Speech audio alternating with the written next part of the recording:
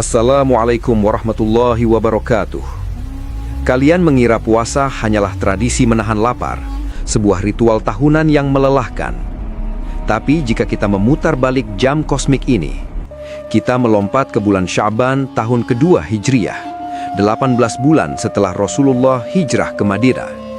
Saat itu, umat Islam sedang membangun fondasi peradaban baru. Tiba-tiba, sebuah transmisi ilahi memecah keheningan. Wahyu yang begitu berat turun membawa kode perintah tertinggi. Ya ayyuhalladzina amanu kutiba alaikumus siyam, kama kutiba alal ladzina min qablikum.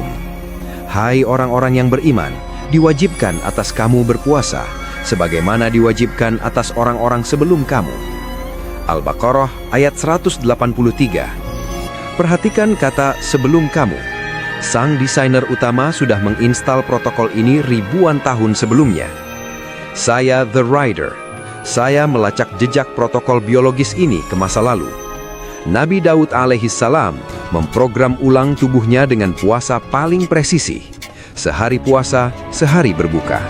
Hadis riwayat Bukhari nomor 3420 menyebutnya sebagai puasa yang paling dicintai Allah. Mundur lebih jauh, Nabi Musa alaihissalam melakukan override pada sistem biologisnya, berpuasa 40 malam berturut-turut di Gunung Sinai sebelum menerima wahyu. Surah Al-A'raf ayat 142. Puasa bukan sekadar ibadah spiritual. Ini adalah protokol maintenance dan insting survival paling mutakhir di muka bumi. Dan hari ini, sains molekuler modern baru mulai menyadari apa yang sebenarnya terjadi di dalam darah kalian. Waktu menunjukkan pukul 3 pagi di wilayah Khatulistiwa. Gelap, dingin, dan sebagian besar mesin biologis manusia masih dalam mode tidur. Tapi sebuah alarm kosmik berbunyi. Ini adalah fase preload atau yang kalian sebut sebagai sahur. Banyak yang meremehkan fase ini, memilih untuk terus tidur karena merasa kuat. Itu adalah kesalahan teknis yang fatal. Rasulullah sallallahu alaihi wasallam mengeluarkan sebuah instruksi absolut. Tasahharu fa inna fis suhuri barakah. Bersahurlah kalian, karena pada sahur itu ada keberkahan. Hadis riwayat Bukhari nomor 1923 dan Muslim nomor 1095. Kata berkah di sini bukan sekadar magis. Secara molekuler, sahur adalah proses injeksi bahan bakar slow release ke dalam tangki glikogen kalian. Kurma, air, dan serat kompleks yang masuk ke lambung tidak langsung dibakar. Tubuh menyimpannya dengan sangat efisien, mencegah terjadinya katabolisme otot di siang hari. Bahkan jika kalian hanya sanggup meneguk segelas air, lakukanlah. Karena tepat pada saat imsak, gerbang suplai eksternal akan dikunci rapat. Dan saat matahari terbit, mesin kalian akan diuji.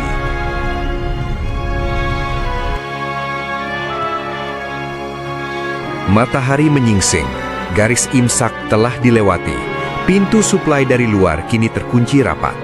Disinilah protokol pemeliharaan benar-benar diaktifkan.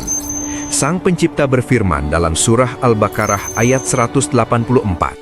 Wa antasumu khairun lakum in kuntum ta'lamun.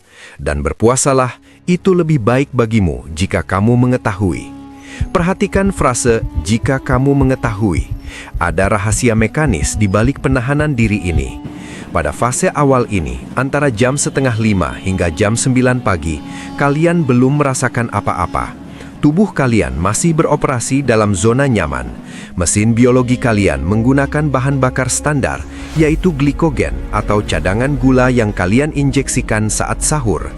Otak dan otot menyerap partikel glukosa ini dengan efisien. Sinapsis kalian menyala terang dengan energi oktan biasa. Aktivitas pagi berjalan normal. Namun, di balik layar, sistem internal mulai menyadari sebuah anomali. Tidak ada nutrisi baru yang masuk. Lambung mengirimkan sinyal kosong. Indikator tangki gula darah kalian mulai turun secara perlahan, dari 100% ke 70% dan terus menyusut.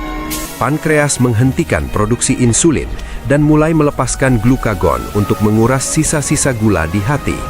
Ini adalah fase pembakaran gula terakhir. Pemanasan sebelum mesin kalian dipaksa berevolusi. Waktu menunjukkan pukul 12 siang. Matahari berada tepat di atas kepala. Mesin kalian kini memasuki zona krisis pertama. Cadangan glikogen dari sahur telah habis total. Otak mulai panik dan mengirimkan sinyal kelaparan palsu. Perut terasa melilit, detak jantung melambat, dan energi terasa anjlok. Inilah titik di mana mayoritas manusia modern menyerah. Tapi sang desainer utama tidak menciptakan tubuh ini untuk gagal. Ketika tidak ada lagi glukosa yang tersisa, mesin biologis kalian melakukan manuver hybrid shift. Hati atau liver kalian secara otomatis meretas cadangan lemak membandel yang menumpuk selama 11 bulan terakhir. Lemak itu dihancurkan dan diubah menjadi molekul energi tingkat tinggi yang disebut keton. Keton adalah bahan bakar super bersih, jauh lebih jernih dan kuat daripada gula. Otak kalian menyerap keton ini, membuat fokus menjadi setajam silet. Efek samping dari pembakaran lemak ini adalah keluarnya gas keton melalui pernafasan. Manusia menciumnya sebagai bau mulut yang tidak sedap. Namun Rasulullah Shallallahu Alaihi Wasallam mengungkapkan sebuah rahasia dimensi atas. Beliau bersabda, sungguh bau mulut orang yang berpuasa lebih harum di sisi Allah daripada bau minyak kasturi. Hadis riwayat Bukhari nomor 1894. Apa yang kalian anggap sebagai bau busuk, bagi penduduk langit adalah aroma dari sebuah mesin yang sedang menyucikan dirinya sendiri.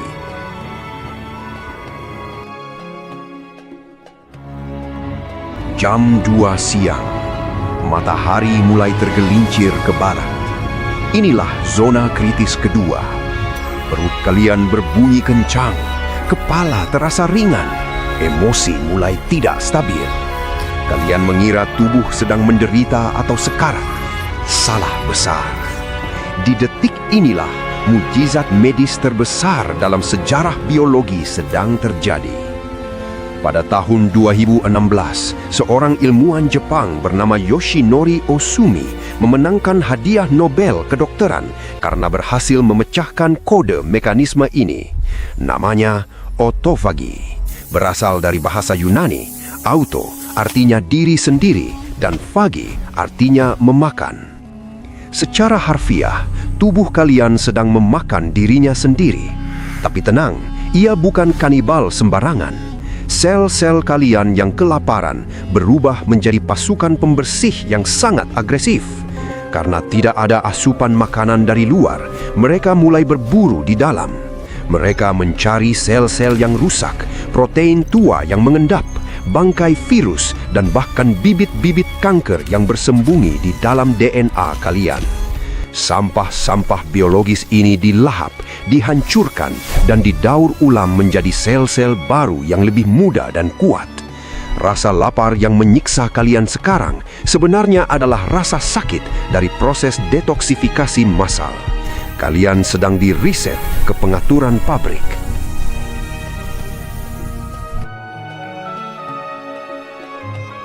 Matahari semakin condong ke barat. Cahaya emas menyelimuti bumi. Di saat perut kosong melompong, terjadi fenomena aneh pada psikologi manusia. Kalian menjadi lebih tenang, lebih terkendali. Rasulullah Shallallahu Alaihi Wasallam bersabda, apabila Ramadan tiba, pintu surga dibuka, pintu neraka ditutup, dan setan-setan dibelenggu. Hadis riwayat Bukhari nomor 1899 dan Muslim nomor 1079. Banyak yang bertanya, jika setan dibelenggu, mengapa manusia masih berbuat dosa? Jawabannya ada pada mekanisme firewall. Dalam sabda lain, Rasulullah menjelaskan, sesungguhnya setan mengalir dalam tubuh manusia melalui aliran darah. Maka persempitlah jalannya dengan lapar. Ini adalah sains neurobiologi tingkat tinggi. Setan dan hawa nafsu bekerja dengan membajak sistem limbik di otak kalian, khususnya bagian amigdala yang memicu amarah dan syahwat. Namun saat puasa, suplai energi ke sektor primitif ini dipangkas drastis. Akibatnya, sinyal godaan menjadi lemah. noise di kepala kalian mereda. Sebagai gantinya, prefrontal cortex, pusat kesadaran, logika, dan spiritualitas mengambil alih kendali utama. Jadi belenggu itu nyata.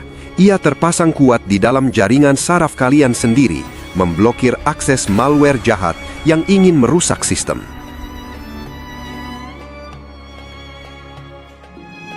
Langit berubah menjadi merah saga. Matahari menyelesaikan tugasnya. Tepat pada pukul 18.00, sirine kemenangan berbunyi. Protokol puasa harian selesai. Sistem kalian kini berada dalam kondisi paling sensitif, ibarat spons kering yang siap menyerap apa saja. Disinilah momen krusial yang sering disalahartikan. Banyak dari kalian yang merayakannya dengan pesta pora.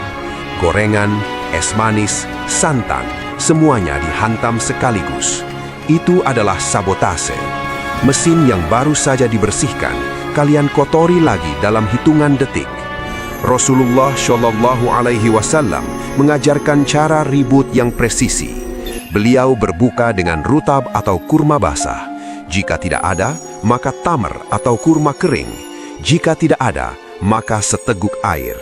Hadis riwayat Abu Daud nomor 2356. Ini bukan sekadar tradisi gurun. Fruktosa pada kurma adalah satu-satunya gula yang bisa dikirim kilat ke otak tanpa membebani pankreas yang sedang istirahat. Air menghidrasi sel yang kering kerontang. Namun ingat peringatan sang desainer, wakulu washrobu wala tusrifu. Makan dan minumlah, dan janganlah berlebih-lebihan. Surah Al-A'raf ayat 31. Jika kalian melanggar kode ini, darah akan ditarik paksa dari otak ke perut. Oksigen menipis, kalian akan crash, mengantuk, dan malas beribadah. Sia-sia. Pertanyaan terakhir yang paling krusial. Mengapa harus 30 hari? Mengapa sang desainer tidak cukup memerintahkan 1 minggu saja? Al-Quran menyebutnya ayaman ma'dudat, beberapa hari yang ditentukan. Sains modern akhirnya menemukan jawaban di balik durasi spesifik ini. Tubuh manusia memiliki siklus biologis yang kaku. Sel darah putih kalian membutuhkan waktu sekitar 21 hari untuk diperbaharui sebagian besar. Namun, keajaiban sebenarnya terjadi di sumsum tulang belakang. Saat tubuh dipaksa berpuasa secara konsisten selama 4 minggu, terjadi lonjakan masif produksi stem cell atau sel punca. Ini adalah sel induk murni yang belum memiliki identitas. Mereka menyebar ke seluruh organ, memperbaiki jaringan jantung yang rusak, meremajakan kulit, dan bahkan menumbuhkan neuron baru di otak. Proses reboot total ini tidak bisa terjadi dalam semalam. Ia butuh konsistensi, butuh momentum. 30 hari adalah waktu minimum yang diperlukan untuk memutus sirkuit kebiasaan lama di otak dan menginstal firmware karakter yang baru. Jadi, ketika kalian mencapai garis finish di hari kemenangan nanti, kalian bukan lagi orang yang sama dengan yang memulai puasa ini. Kalian telah berevolusi secara fisik, mental, dan spiritual.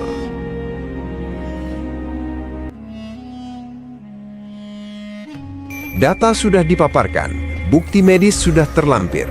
Allah Subhanahu wa Ta'ala telah memberikan kalian sebuah bengkel biologis gratis setiap tahunnya. Sebuah kesempatan emas untuk mereset ulang mesin tubuh dan jiwa kalian ke kondisi prima. Namun, ada satu peringatan terakhir yang harus saya sampaikan. Sebuah ancaman yang terekam dalam arsip langit. Rasulullah Shallallahu Alaihi Wasallam pernah mengaminkan doa malaikat Jibril. Celakalah seorang hamba yang mendapati bulan Ramadan, kemudian Ramadan berlalu dalam keadaan dosa-dosanya belum diampuni. Hadis riwayat Al-Hakim dan At-Tirmidzi. Bayangkan, kalian masuk ke dalam bengkel suci ini selama 30 hari, tapi saat keluar, mesin kalian masih rusak, kotor, dan berkarat karena kalian curang dalam menjalankannya. Itu adalah kerugian total yang tak terhitung. Jangan biarkan Ramadan ini berlalu hanya sebagai ritual lapar dan dahaga tanpa makna. Jadikan ini titik balik evolusi kalian.